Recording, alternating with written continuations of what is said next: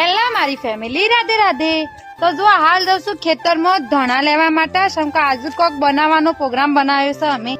તો હાલ તો આવીશું હું ધણા લેવા માટે અને થોડો મરચો લેવું. મરચો બાજુવાળાના ખેતરમાંથી લેવા પડશે, કેમ કે આપણે વાળો નહીં એટલા માટે. આજે બનાવવાનો છે બટેકા વડા બનાવવાના છે, મતલબ બટાકાનો ભજીયા બનાવવાનો છે. તે પહેલા સામગ્રી બધી ભેગી કરી લઈએ અને મસ્ત મસ્ત બટેકા વડા ખાશું આજે તો અમે લોકો.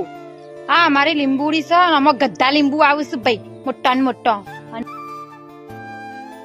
તો સામગ્રી ભેગી થઈ જશે તો હેડો હવે બનાવી દઈએ ફટોફટ બટેકા વડા. હા, તો જુઓ ઓલમોસ્ટ અમારું રસોડું જે છે એ તૈયાર થઈ ગયું છે. બટાકા વડા બનાવવા માટે મસાલો તૈયાર છે, બેસન નો લોટ ભાભી પલાળ્યો છે.